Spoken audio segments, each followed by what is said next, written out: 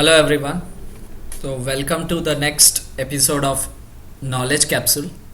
और आज का जो हमारा कंसेप्ट है that is the concept of market capitalism, यानी कि बाजार पूंजीकरण जो है उसकी अवधारणा हम देखेंगे।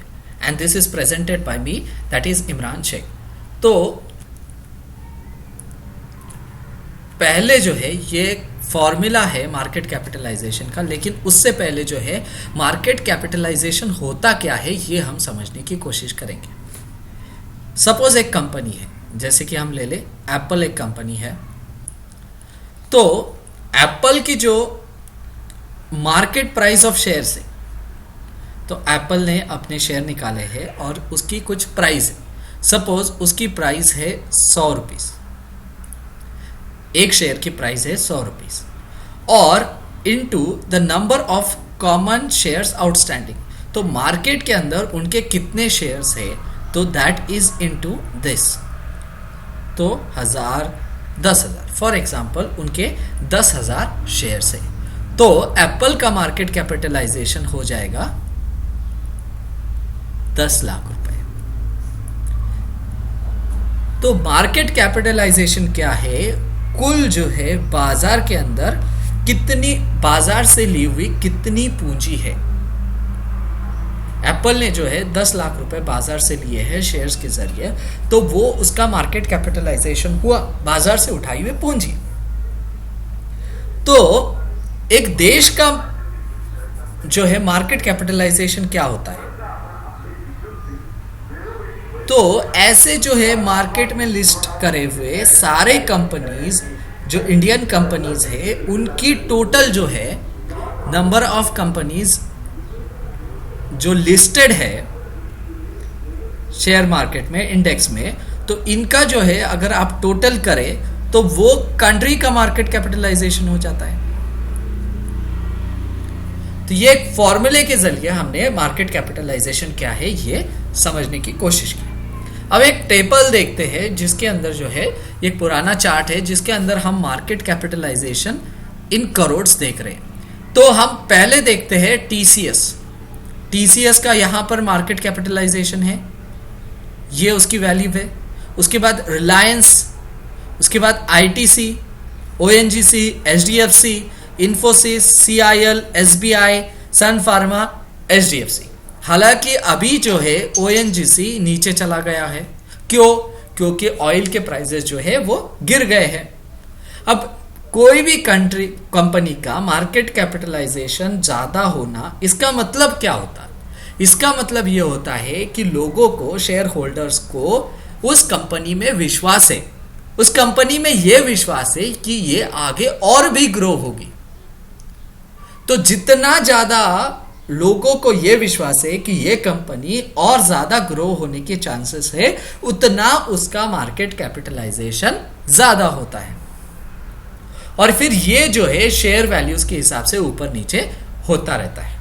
और ये जो ऐसे लिस्टेड 200, 300 कंपनीज जो इंडेक्स में लिस्ट किए हुए होते हैं, तो उसका अगर आप टोटल करें तो वो कंट्री का मार्केट कैपिटलाइजेशन होता है।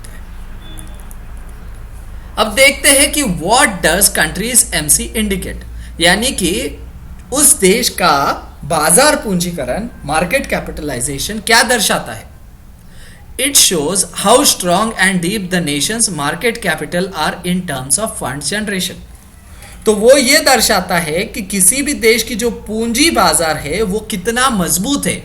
How strong and deep the nation's market capitals are in terms of fund generation, और जहां तक वो पूंजी उगाने का सवाल है in terms of fund generation. In 2014 the Modi government's arrival push India's market capitalization beyond 1.5 trillion dollars. तो सन 2014 के अंदर जब मोदी सरकार आई, तो भारत का जो पूंजीकरण है वो 1.5 ट्रिलियन डॉलर के पार हो गया। इसका मतलब क्या? इसका मतलब ये कि लोगों को विश्वास है कि अगर सरकार आई है, जैसे कि मोदी जी कहते हैं अच्छे दिन आएंगे, तो लोगों को ये महसूस हुआ कि अब ऐसी कोई गवर्नमेंट आई है जो फटाफट डिसीजंस लेंगे, फटाफट बिल्स पास होंगे, और उसकी वजह से जो है कंपनी प्रॉफिट्स में आएगी और ग्रोथ होगी। तो ग्रोथ होगी तो उन्हें मुनाफा होगा, इसीलिए ज्यादा से ज्यादा लोगों ने शेयर्स में इन्वेस्ट किया और करने की वजह से जो है वो कंपनीज का मार्केट कैपिटलाइजेशन बढ़ता गया और इनडायरेक्टली जो है वो पूरा देश का मार्केट कैपिटलाइजेशन बढ़ा और 1.5 ट्रिलियन डॉलर्स के पार चला गया। It also indicates how much confidence the investors have in the economy, और वो ये भी दर्शाता है कि अर्थव्यवस्था में जो है निवेशकों का कितना भरोसा है।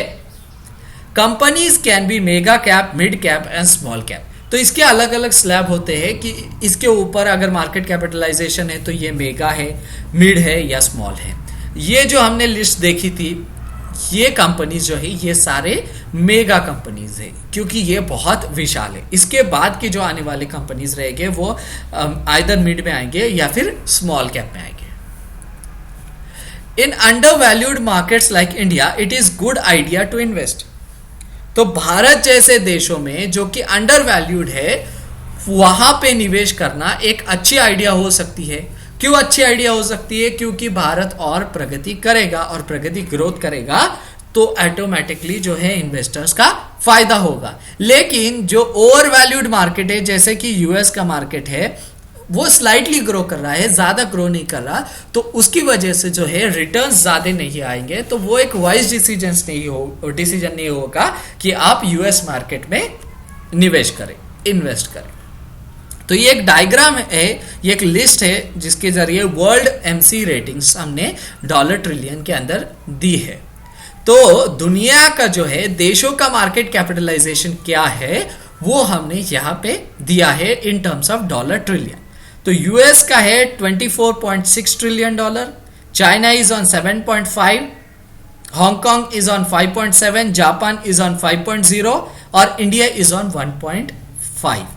तो यानी कि चाइना जो है हमसे 5 गुना बड़ा है और यूएस जो है हमसे लगभग 15 गुना बड़ा है। ये है ये इनकी कंपनीज इतनी बड़ी है।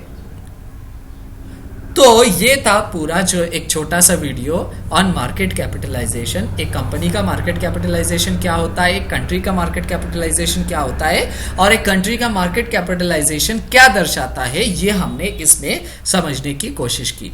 होप आपको ये वीडियो पसंद आया होगा। अगर आपको ये वीडियो पसंद आया तो आपको करना क्या है, नीचे दिया गया जो रेड बटन है सब्सक्राइब बटन, उस पर आपको क्लिक करना है ताकि आप जो है आने वाले और वीडियोस आपको देख सके।